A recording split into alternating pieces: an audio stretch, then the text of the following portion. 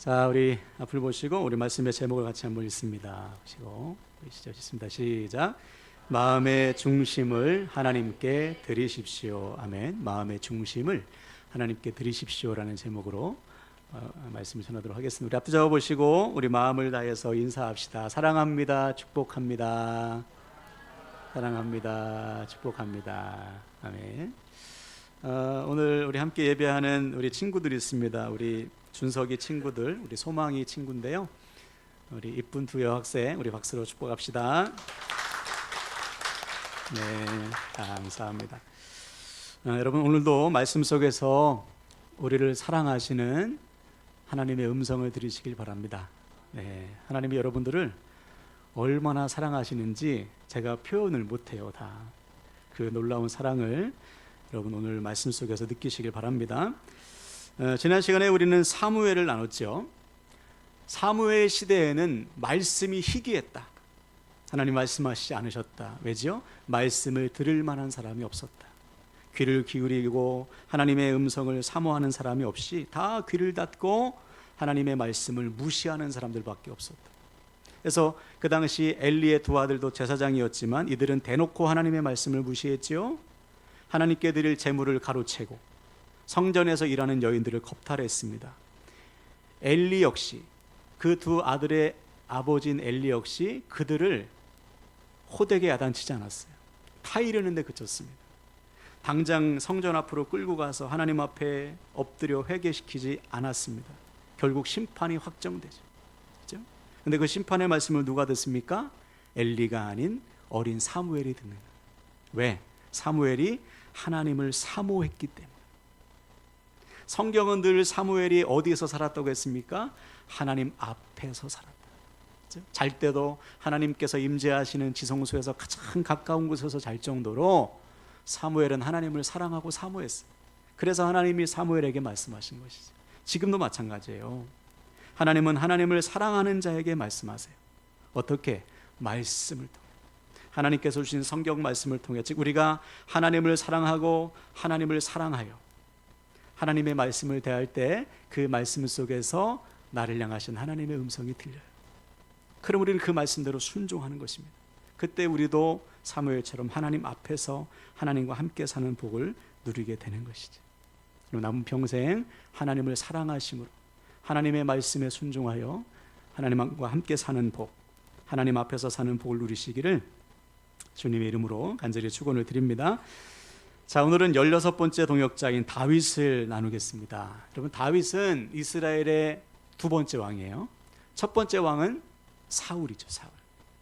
근데 지난 시간에 잠깐 나눴듯이 하나님은 사울을 버리셨습니다. 왜냐? 그가 하나님을 버렸기 때문에. 사울이 하나님의 말씀을 버렸습니다. 물론 사울의 출발은 괜찮아요. 그는 베냐민 지파 중에 가장 연약한 집안의 사람이었습니다. 자기가 그렇게 고백했어요. 그래서 사무엘이 그를 왕으로 세울 때에도 나는 그럴 만한 그릇이 되지 못해요 하면서 숨지 않습니까? 그 정도로 겸손한 왕이었다는 거예요. 자, 그런데 이런 사울이 교만해집니다. 왜 교만해졌을까요? 자신을 왕으로 세우신 하나님의 왕되심을 잊어버렸습니다. 다시 말해 자신의 주권자가 되신, 자신의 왕 되신, 자신의 주인 되시는 하나님을 잊어버리고 엉뚱한 것을 붙드는 거예요. 그래서 하나님의 말씀을 반복해서 불순종하죠. 첫 번째 불순종은 블레셋과의 전쟁에서 일어납니다. 블레셋이 쳐들어왔어요. 얼마나 많은 사람이 쳐들어왔는지 해변의 모래처럼 많았다고 했습니다. 자, 그럼 얼른 이제 군대를 정비해서 전쟁을 치러야 되는데 이스라엘은 전쟁을 치르기 전에 뭐 합니까? 예배를 드리죠. 왜? 전쟁은 누구에게 속해 있어요? 하나님께. 즉 군사의 수와 무기의 강력함으로 이기는 게 아니에요. 여러분, 우리 인생은 우리 실력으로 이기는 게 아닙니다. 하나님께서 이기게 하시는 거거든요. 아멘이세요? 그래서 전쟁은 하나님께 속해 있습니다라고 믿음의 고백을 드리는 것이 예배입니다. 그런데 예배를 주관해야 하는 사무엘이 안 오는 거예요. 온다고 하는 날짜가 다 됐는데도 안 와요. 더군다나 백성들은 겁을 먹고 타령합니다. 너무 많으니까 적군이. 자, 이때 여러분이라면 어떻게 하시겠어요? 여러분, 전쟁은 하나님께 속해 있습니다. 하나님께서 이기게 하십니다. 적들을 두려워하지 맙시다. 탈영하지 마세요. 같이 승리를 누립시다. 이렇게 해야 되는데 사울이 어떻게 했죠? 야, 빨리 재물 갖고 와. 자기가 예배를 주관해서 해치워 버려요. 제사장만이 드릴 수 있는 하나님의 말씀을 업신여긴 것입니다. 두 번째도 마찬가지. 두 번째는 아말렉과의 전쟁이죠. 하나님이 아말렉 안에 있는 모든 성 안에 있는 생명체를 다 죽여라. 사람뿐만 아니라 짐승까지 다 진멸하라고 명령하셨습니다. 왜냐하면 아말렉은 대대로 이스라엘을 못살게 구는 민족이었습니다. 이스라엘 백성이 광야를 지날 때 아무 죄도 없는 이스라엘 백성을 공격한 민족이 아말렉이. 그래서 하나님은 진멸하라. 하나님의 심판을 보여주시는 것이죠. 그런데 이 말씀에 사울이 불순종하지. 왕을 인질로 사로잡고 살찐 짐승들을 전리품으로 챙겨옵니다. 그러면서 자기는 순종했다는 거예요. 자, 이때 사무엘 선지자가 그 유명한 말씀을 선포하죠.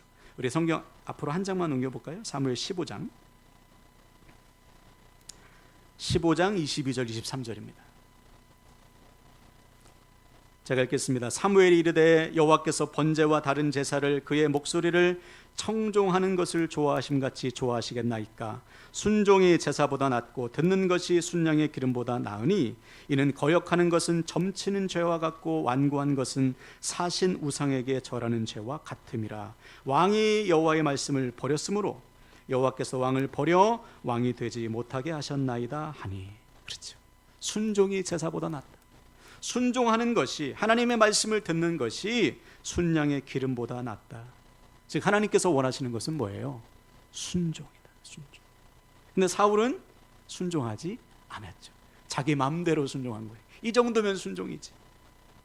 하나님의 말씀을 버렸어요. 자, 그럼 왜 사울이 하나님의 말씀을 버렸을까요? 왜 하나님께서 말씀하신 대로 순종하지 않고 자기 마음대로 말씀을 비틀어서 순종했을까요?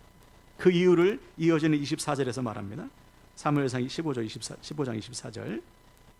제가 읽을게요. 사울이 사무엘에게 이르되 내가 범죄하였나이다. 내가 여호와의 명령과 당신의 말씀을 어긴 것은 내가 백성을 두려워하여 그들의 말을 청종하였음이니이다. 그렇죠? 누굴 두려워했다고요?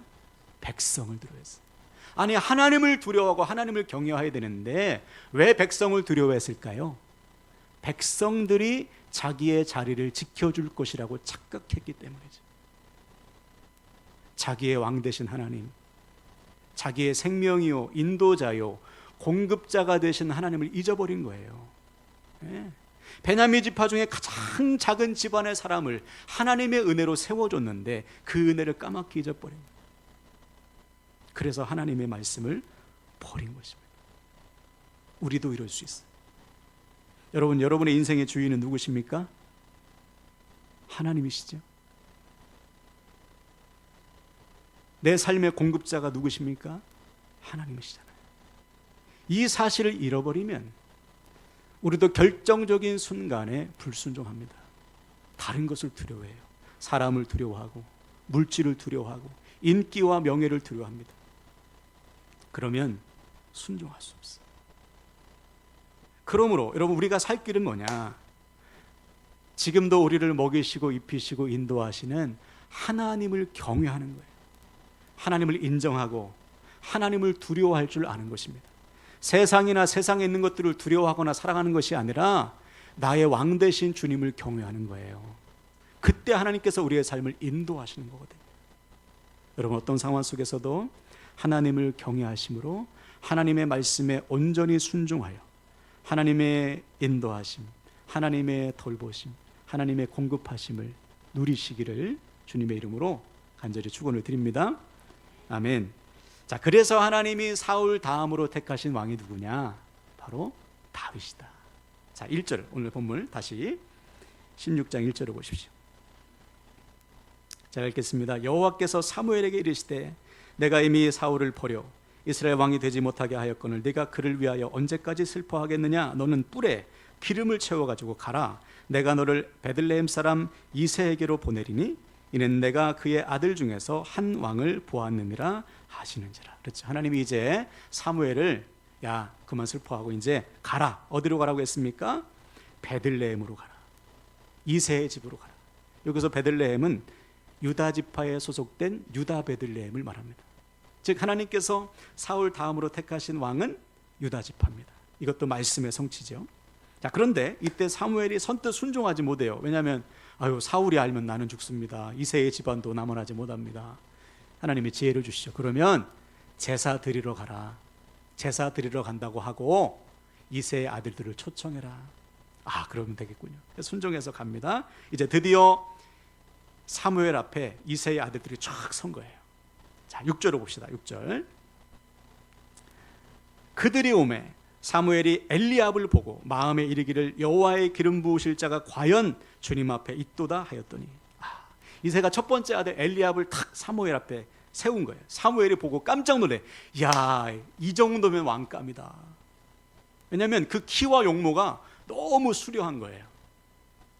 사울왕도 그랬거든요. 사울왕도 참 잘생기고 키가 컸습니다. 남보다 머리 하나가 더 있다고 성경에 기록되어 있죠. 그래서 하나님께서 사울을 세웠으니 엘리압 같은 그런 이 키 크고 잘생긴 사람을 왕으로 세우시는구나, 그렇게 생각한 거예요. 누가 봐도 왕감이다. 자, 그런데 하나님 뭐라고 하십니까? 7절 보십시오. 여호와께서 사무엘에게 이르시되 그의 용모와 키를 보지 말라. 내가 이미 그를 버렸노라.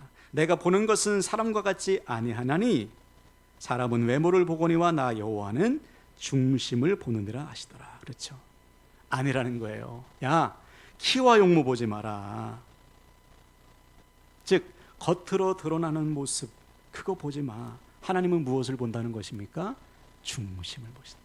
자, 여기서 우리는 하나님께서 왜 다윗을 택하셨는지, 당신의 동역자로 택하셨는지 그 이유를 확인할 수 있죠.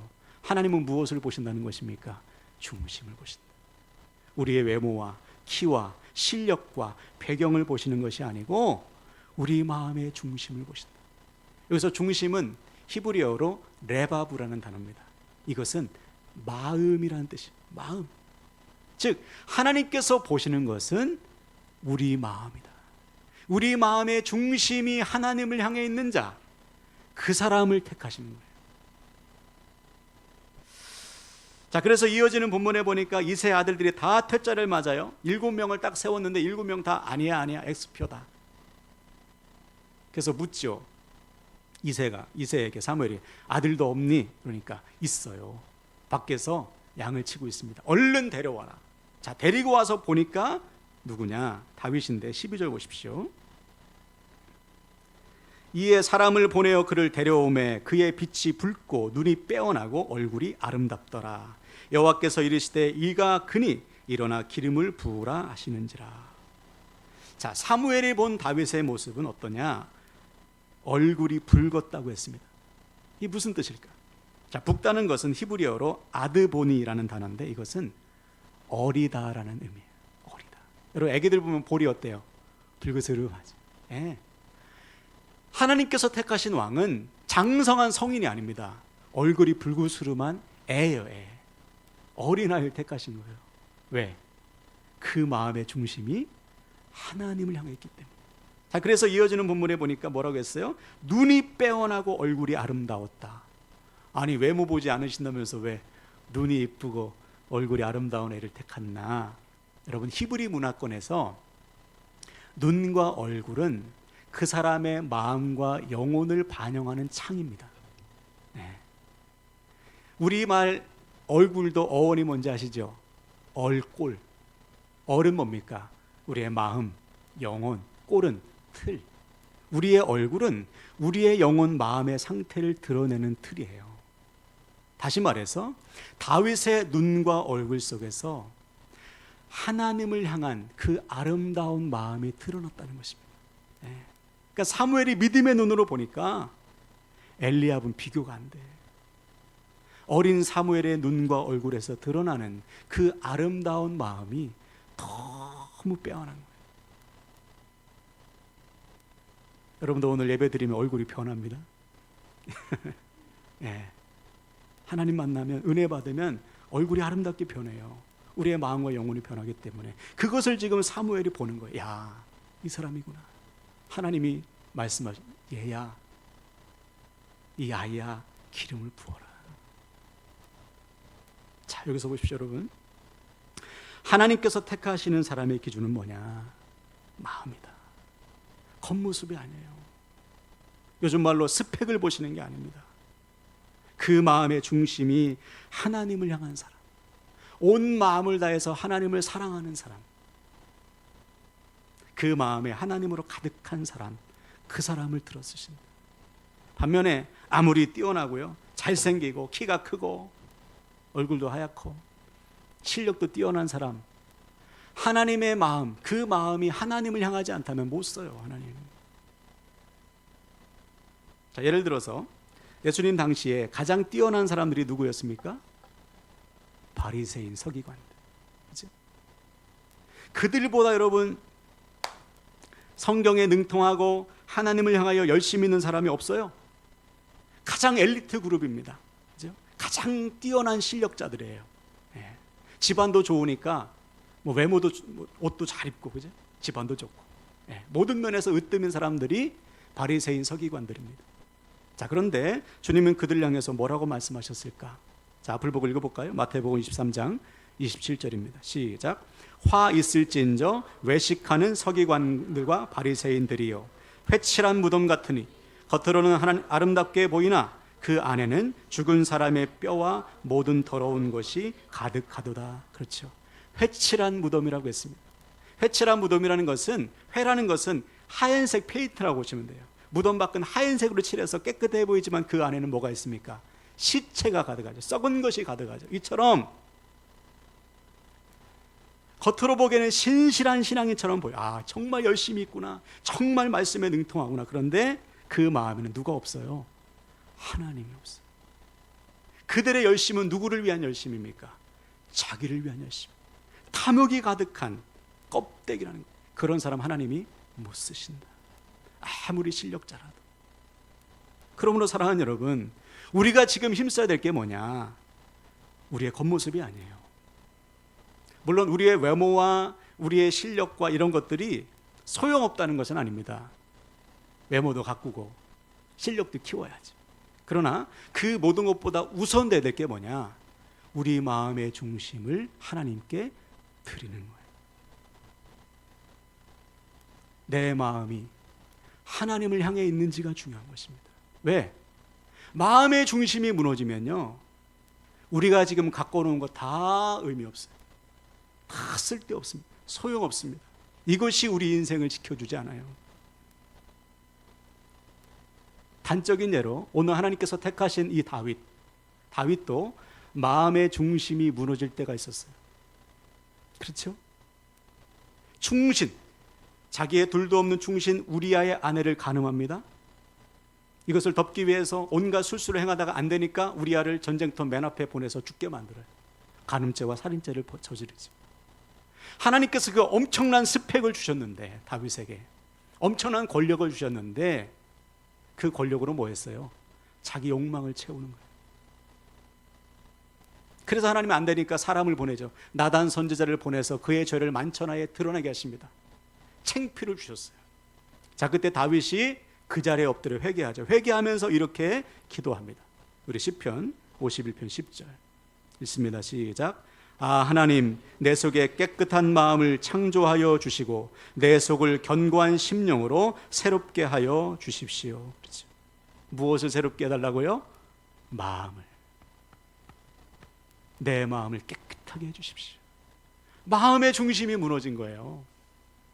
하나님을 그토록 사랑했던 다윗이, 마음의 중심을 하나님께 드렸던 다윗이 마음을 지켜내지 못한 것입니다. 한순간. 이것이 1년을 가는 거예요. 1년을.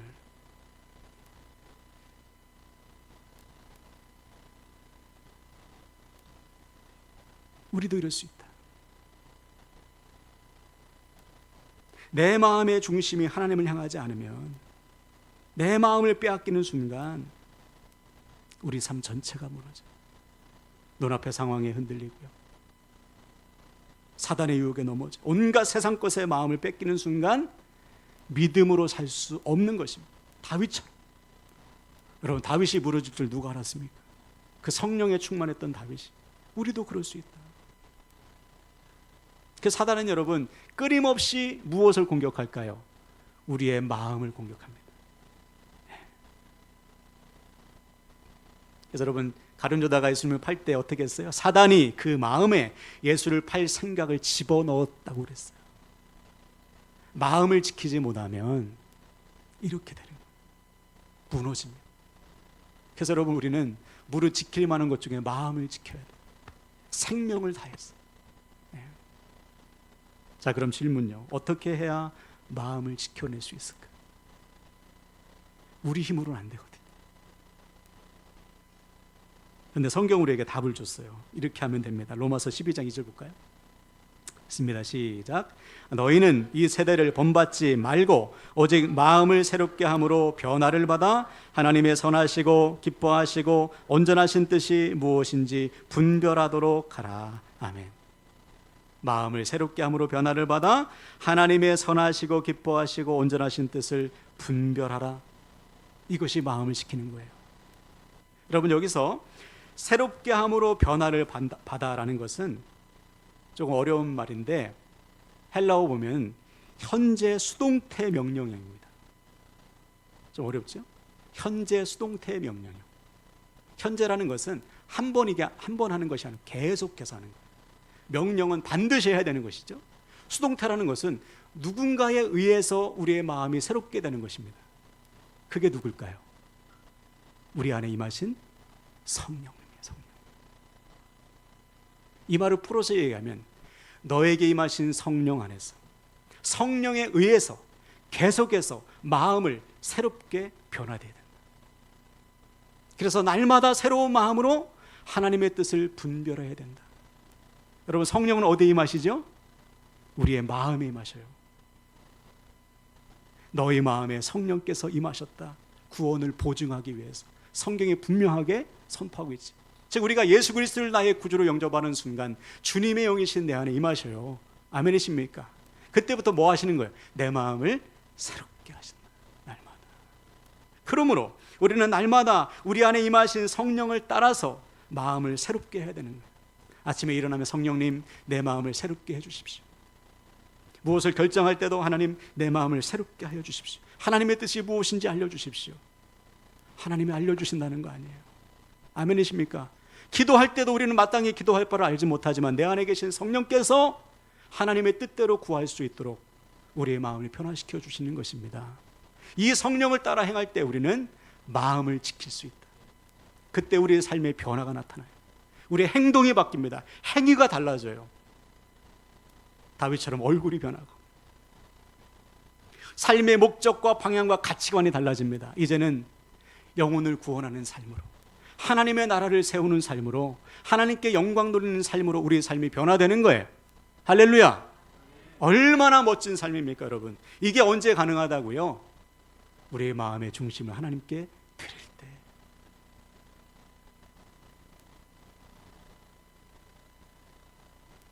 여러분 사랑하는 여러분, 제 말씀을 마무리하는데요, 오늘 말씀을 통해 우리의 마음의 중심을 하나님께 드리시길 바랍니다. 네. 이게 생명이에요. 생명. 아무리 주일 성수하고 아무리 수십 년 신앙생활해도 마음을 지키지 못하면 믿음대로 살 수 없다. 다윗처럼 무너진다. 여러분 성령님은 이미 우리에게 임하셨습니다. 우리 마음. 아멘이시죠? 예수 그리스도를 믿는 자에 임하셨어. 문제는 우리가 마음을 지켜내는 거예요. 마음을 지켜내지 못하면 안 돼요. 엉뚱한 것에 마음을 뺏기시면 안 됩니다. 마귀에게 틈을 줘서는 안 돼요. 날마다 내 마음을 새롭게 함으로 변화를 받아 하나님의 뜻을 분별하며 살아갈 때 우리는 마음도 지키고 하나님의 뜻을 이루는 삶이 되는 것입니다. 할렐루야.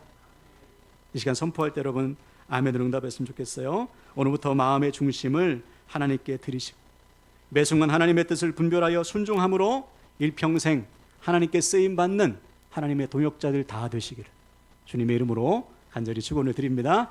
아멘. 이 시간